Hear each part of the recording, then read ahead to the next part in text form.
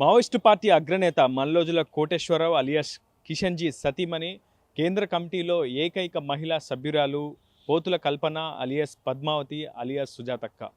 నిన్న తెలంగాణ డీజీపీజీ ఎదుట ఆమె లొంగిపోవడం ప్రస్తుతం సంచలనంగా మారిందని చెప్పుకోవాలి. కేంద్ర కమిటీలో ఉన్నటువంటి సభ్యుల సంఖ్య క్రమక్రమంగా పడిపోతున్నటువంటి పరిస్థితి కనిపిస్తుంది. ఒకవైపు విప్లవోద్యమం గడ్డు పరిస్థితిని ఎదుర్కొంటున్నటువంటి సమయంలో ఏకంగా కేంద్ర కమిటీ సభ్యురాలే పోలీసుల ఎదుట లొంగిపోవడం అందరినీ కూడా కొంత ఆశ్చర్యానికి గురిచేసింది. ఇప్పటికే కేంద్ర కమిటీలో కూడా ఈ అంశం చాలా పెద్ద ఎత్తున చర్చనీయాంశంగా మారింది. అయితే మొదటి నుంచి కూడా తన ఆరోగ్య కారణాల రీత్యానే తాను పోలీసుల ఎదుట లొంగిపోబోతున్నట్లు కూడా కేంద్ర కమిటీకి సుజాతక్క ఒక లేఖ ద్వారా స్పష్టమైనటువంటి సమాచారాన్ని మధ్యవర్తుల ద్వారా కూడా కేంద్ర కమిటీకి అందించినట్టు మనకు సమాచారం అవుతుంది. ఏది ఏమైనప్పటికీ కేంద్ర కమిటీలో ఉన్నటువంటి సభ్యుల సంఖ్య క్రమంగా పడిపోవడం దేశవ్యాప్తంగా విప్లవోద్యమానికి తీరని లోటనే చెప్పుకోవాలి. ఈ అంశంపై పెద్ద ఎత్తున ప్రజా సంఘాలు సానుభూతి పనులు కూడా ఆవేదన మనస్తాపం వ్యక్తం చేసినటువంటి పరిస్థితి. ఇకపోతే పోలీసులు మాత్రం ఈ అంశంలో కొంత స్పష్టతను క్లారిటీని ఇచ్చే ప్రయత్నం అయితే చేశారు. ఖచ్చితంగా పోరు వద్దు ఊరు ముద్దు అంటూ ఒక నినాదాన్ని కూడా తెలంగాణ పోలీసులు క్యాంపెయిన్ చేస్తున్నటువంటి పరిస్థితి కనిపిస్తుంది. స్పష్టంగా డీజీపీ అంశాన్ని ఉటంకించారు. ఖచ్చితంగా ఆయుధాన్ని విదిలి అజ్ఞాతాన్ని వీడి జనజీవన స్రవంతిలో కలిస్తే వాళ్ళందరికీ కూడా ప్రభుత్వం తరపున అందాల్సినటువంటి ప్రతి సాయాన్ని అందిస్తామని చెప్పి కూడా స్పష్టంగా తెలంగాణ డీజీపీ జితేందర్ రెడ్డి స్వయంగా మావోయిస్టులకు ఒక హామీని భరోసానిచ్చే ప్రయత్నం చేశారు. ఎందుకంటే ప్రధానంగా ఇటీవల కాలంలో ఆపరేషన్ కగార్ తర్వాత సరెండర్ అయినటువంటి మావోయిస్టులను కూడా బూటకపు ఎన్కౌంటర్లలో అంతం చేస్తున్నారు పోలీసులు అంటూ కూడా చాలా పెద్ద ఎత్తున విమర్శలు వచ్చినటువంటి నేపథ్యంలో తెలంగాణ పోలీసులు మాత్రం చాలా స్పష్టంగా చాలా ఖచ్చితత్వంతో మావోయిస్టుల సరెండర్ను చూపిస్తున్నటువంటి పరిస్థితి ఉంది. ఎందుకంటే దాదాపు గడిచిన 12 నెలల కాలంలోనే సుమారు 400కు పైగా మావోయిస్టులు సరెండర్ అయినట్లు గణాంకాలు అయితే స్పష్టం చేస్తున్నాయి. ఇకపోతే ఛత్తీస్గఢ్లో మాత్రం గడిచిన ఏడాది కాలంలోనే సుమారు 366 మంది మావోయిస్టులను భద్రతా బలగాలు మట్టుబెట్టినట్లు మావోయిస్టు పార్టీ ఇటీవల విడుదల చేసినటువంటి లేఖలో స్పష్టంగా గణాంకాలను కూడా పేర్కొంది.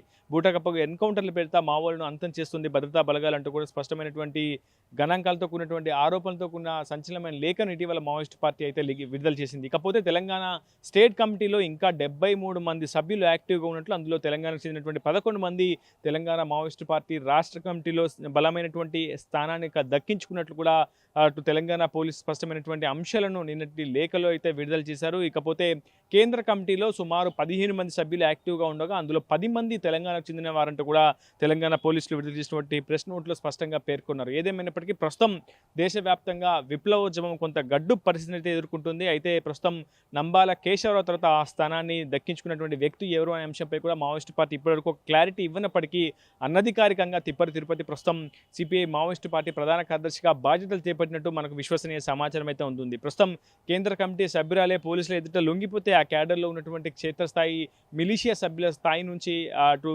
రీజనల్ బ్యూరో వరకు ఉన్నటువంటి క్యాడర్ పరిస్థితి ఏంటి, మనోధైర్యం నిజంగా సన్నగిలుతుందా లేదనే అంశంపై కూడా చాలా పెద్ద ఎత్తున ప్రజా సంఘాలు చర్చ అయితే చేసినటువంటి పరిస్థితి కనిపిస్తుంది. ఈ నేపథ్యంలో సిపిఐ మావోయిస్టు పార్టీ ఎటువంటి వ్యూహాలతో ముందుకు వెళ్తుంది, సెప్టెంబర్ 21 నుంచి 27 వరకు పార్టీ 21వ వారోత్సవాలను కూడా ప్రకటించుకొని ఉంది. సో అటువంటి అంశాలపై మావోయిస్టు పార్టీ ఏ విధంగా కార్యాచరణ చేస్తుందన్న అంశంపై ఇంకా డిస్కషన్ అయితే జరుగుతుంది. ఇకపోతే అటు భద్రతా బలగాలకు కేంద్ర హోంశాఖ ఇచ్చినటువంటి డెడ్ లైన్ కూడా సమీపిస్తుంది. ఇంకా కేవలం 6 నెలలే సమయం మిగిలి ఉంది. 2026 మార్చి 31 కల్లా దేశంలో మావోయిస్టులను లేకుండా చేస్తామని కేంద్ర హోంశాఖ మంత్రి అమిత్ షా ప్రతిజ్ఞ కూడా చేసి ఉన్నారు. సో ఆ టార్గెట్ను రీచ్ అయ్యేందుకు ఆలోపు మావోయిస్టులను సరెండర్ లేదా ఎన్కౌంటర్లలో కూడా అంతం చేసేందుకు భద్రతా బలగాలు పటిష్టమైనటువంటి కార్యాచరణతో ముందుకు వెళ్తున్నటువంటి పరిస్థితి ఉంది. ఇకపోతే మావోయిస్టు పార్టీలో సుమారు 4 దశాబ్దాలు పనిచేశారు సుజాతక్క అలియాస్ పద్మావతి అలియాస్ పోతుల కల్పన. ఆమె కూడా ప్రస్తుతం అనారోగ్య కారణాలతో లొంగుబాటుకు గురైనటువంటి పరిస్థితి కనిపిస్తుంది. సో ఇంకా ఎంతమంది అగ్రనేతలు అనారోగ్య సమస్యలతో లేదంటే ఇతరత్ర కారణాలతో బాధపడుతున్నారు, వారు కూడా పోలీసుల ఎదుట లొంగిపోవాలనే ఆలోచన ఉందా అనే అంశంపై కూడా చాలా పెద్ద ఎత్తున ఒక డిస్కషన్ అయితే జరుగుతుంది. ఇకపోతే కేంద్ర కమిటీ స్థాయిలో ఉన్నటువంటి నేతలు లొంగిపోవడం ఇదే ప్రథమంగా మనకు తెలుస్తుంది. ఇక తెలంగాణ చాలా సేఫ్ జోన్గా లొంగుబాట్లకు సరెండర్లకు తెలంగాణ మాత్రమే సేఫ్ జోన్గా మావోయిస్టు పార్టీ క్యాడర్ కూడా భావిస్తున్నట్లు మనకు స్పష్టంగా అర్థమవుతుంది. కేవలం ఏడాదిలోనే జరిపినటువంటి 2 ఎన్కౌంటర్లో 10 మంది మావోయిస్టులను మాత్రమే తెలంగాణ భద్రతా బలగాలు మట్టుబెట్టాయి. కానీ 400లకు పైగా మావోయిస్టులను తెలంగాణ పోలీసులు సరెండర్ చేయగలిగారంటే ఇక్కడ ఉన్నటువంటి అంశంని మనం చాలా స్పష్టంగా అర్థం చేసుకోవచ్చు. తెలంగాణ పోలీసులు ఎన్కౌంటర్ల వైపు మొగ్గు చూపకుండా కేవలం సరెండర్ల వైపే ఎక్కువగా దృష్టి సారిస్తున్నది ఈ గణాంకాలు స్పష్టం చేస్తున్నాయి. కానీ ఛత్తీస్గఢ్లో మాత్రం పరిస్థితి భిన్నంగా ఉంది. కేవలం 15 నెలల కాలంలో 1500 మంది క్షేత్రస్థాయి దిగువ మధ్యతరగతికి సంబంధించినటువంటి క్యాడర్ మాత్రమే లొంగుబాటుకు గురైనటువంటి పరిస్థితి కనిపిస్తుంది. 1500 మంది మావోయిస్టులు ఛత్తీస్గఢ్ వ్యాప్తంగా లొంగుబాటులో గురయ్యారు. కానీ అంతకు మించి గణాంకాలు మాత్రం చాలా స్పష్టంగా కనిపిస్తున్నాయి. 366 మంది మావోయిస్టులు ఇప్పటికే కేవలం 12 నెలల వ్యవధిలో భద్రతా బలగాలు మట్టుబెట్టగలిగాయంటే అక్కడ టార్గెట్ కూడా ఎన్కౌంటర్స్ వైపే అక్కడ భద్రతా బలగాలు ఫోకస్ చేసినట్టు స్పష్టంగా అర్థమవుతుంది. బస్తర్ ఇందుకు ప్రధాన కేంద్రం అవుతుంది. ఎందుకంటే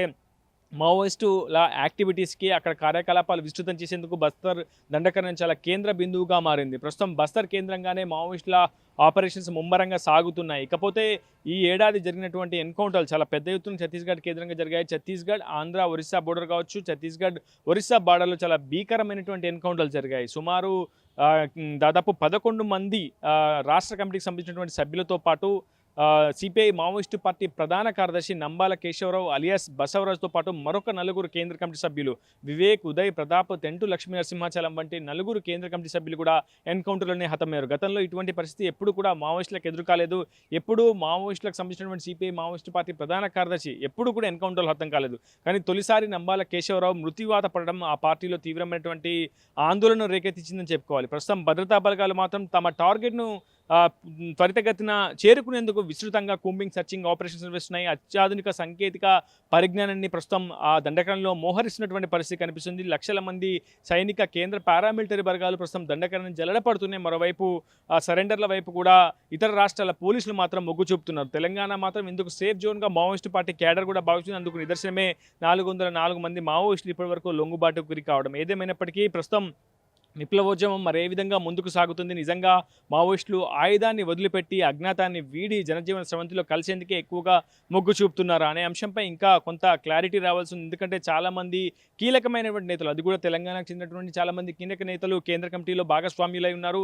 తెలంగాణ మావోయిస్టు పార్టీ స్టేట్ కమిటీలో మొత్తం 73 మంది సభ్యులు యాక్టివ్గా ఉన్నారు.